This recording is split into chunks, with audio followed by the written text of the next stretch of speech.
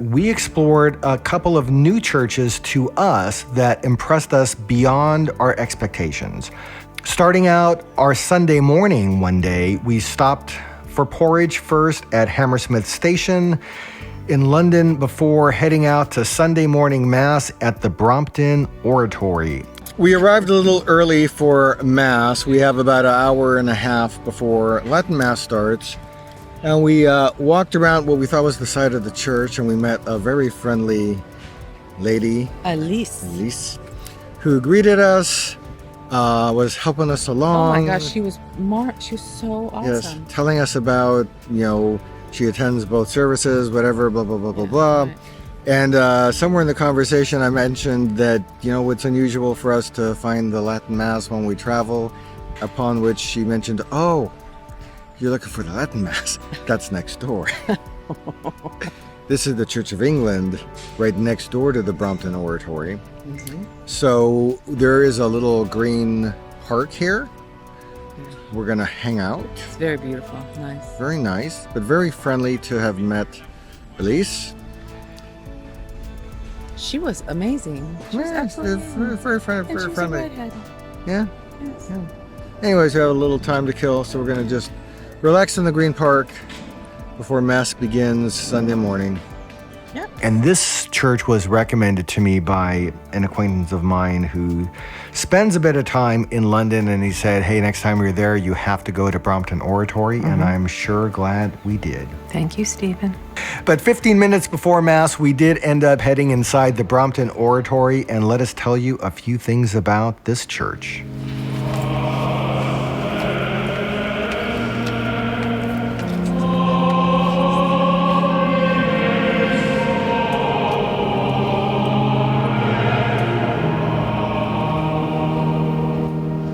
The Brompton Oratory, also known as the Church of the Immaculate Heart of Mary, is a stunning architectural masterpiece in South Kensington. This Roman Catholic church draws visitors worldwide with its beautiful Baroque style and its rich history. If you enjoy looking at impressive church architecture, you'll definitely want to plan a stop here. Inside, you'll see breathtaking design and an amazing interior. The elaborate marble columns and stunning frescoes make the church a must-see for any art or architecture enthusiast. Additionally, the Brompton Oratory has an active music program hosting regular concerts and performances by renowned choirs and orchestras. We listen to choral music on the Sunday at 11 a.m., solemn Latin church service, and the sound was just beautiful. It was absolutely gorgeous.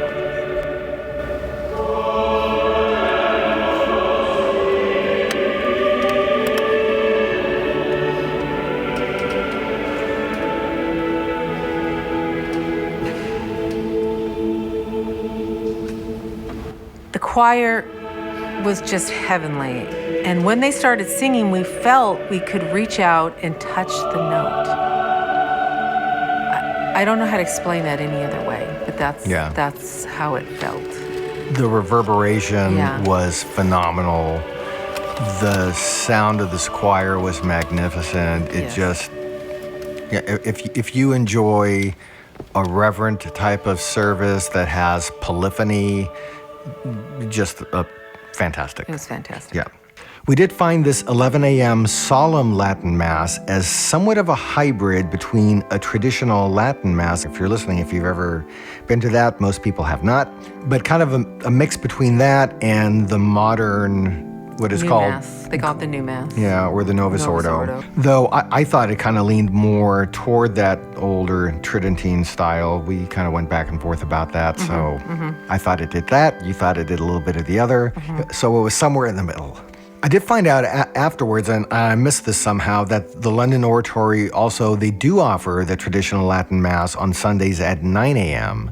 So if you're an early bird and want to have that experience, that's also available there. Right. I don't know if the choral music was going to be anywhere near what we heard. And that's probably why I picked this other one, because I think when I was looking at the information, there was some specific information about the choral music sung Mass. And I'm glad we were able to hear that. And when we were inside this church, it reminded me so much of some of these larger churches and basilicas that we visited in Rome. So if you've ever been to Rome, and in those basilicas, the statues are immense, the spaces are immense, and this church is somewhat reminiscent of that. Many side altars. I thought it was one of the best masses we could have attended while traveling, a very beautiful Catholic church service. The Brompton Oratory was founded in 1884 by Father Frederick William Faber, who wanted to create a grand church in London that would rival the great cathedrals of Europe, and I think he succeeded. This church's construction took over a decade with multiple architects and designers that were involved in bringing Faber's vision to life. Today, the Brompton Oratory stands as a testament to the dedication and talent of its creators, and if you enjoy churches, this one is a gem in London. Now we're hungry, though. And we came by somewhere called the Kensington Creperie. It is a charming, cozy cafe. It's located in the heart of Kensington. It's known for its sweet and savory crepes. The menu includes traditional French crepes with sweet fillings like Nutella and strawberries, or savory options like ham, cheese, and mushrooms, and so much more. So that was a nice place to get filled up, get something to drink, and move on to the next place. We wandered the local area looking for dress shops. We did come across a mall area, and we stopped in at least 2 stores, and those didn't quite work out for you. No. They were either too hot, too long, too poofy, too much lining, or the fabric just wasn't right. But when we exited the mall, we looked across the street, saw this huge building, and one of us must have noticed. Me, I noticed. It was Julie. Yeah, Latin because your across the eyes, top. your eyes are probably better than mine for a distance, or you had your glasses on. I always have my glasses on. So Latin inscription, what is that? So we wandered over there, had no idea what this building was, and it turned out to be the Westminster Cathedral, which I had not heard of before. No, it was something we just stumbled upon. And it's not your average cathedral, too. It looked very different. Yeah, and not to be confused with the Westminster Abbey. Correct. 2 different places. Yeah. Right. This is the mother church of the Catholic Church of England and Wales. Wikipedia, when we looked it up, says it's the 38th largest Catholic church in the world. So it was a great find. Mm-hmm. I was like really glad we decided to cross the street and go see it, because its architecture was uniquely Byzantine architecture and very colorful mosaics that made it stand out among all the other buildings that surrounded it. We went inside and we admired this intricate marble designs and the stunning stained glass windows that were inside of the church's interior. It also housed an impressive collection of artwork and relics.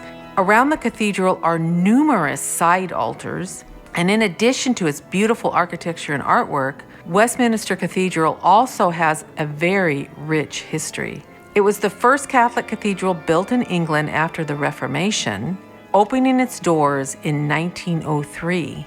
The cathedral also served as a place of refuge during World War II, with its crypts used as shelter for those seeking safety from the air raids. The cathedral houses several saint relics, and it holds the remains of St. John Southworth, a Catholic martyr executed during the reign of King James II. His remains are kept in the chapel of St. George and the English martyrs inside his cathedral. A bit of history. In 1895, the cathedral was dedicated to the most precious blood of our Lord Jesus Christ, and this is referenced by a Latin dedication above the portal arch. And that's the inscription that got our attention when we saw the church building from across the street.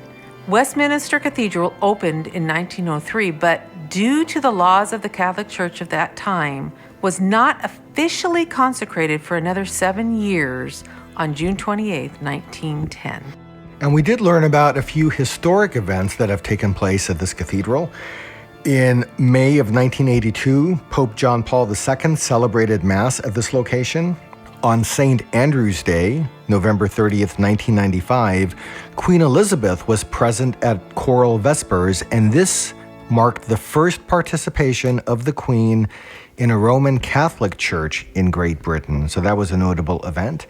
And another pope celebrated Mass here just 13 years ago in 2010, and that's when Pope Benedict XVI visited.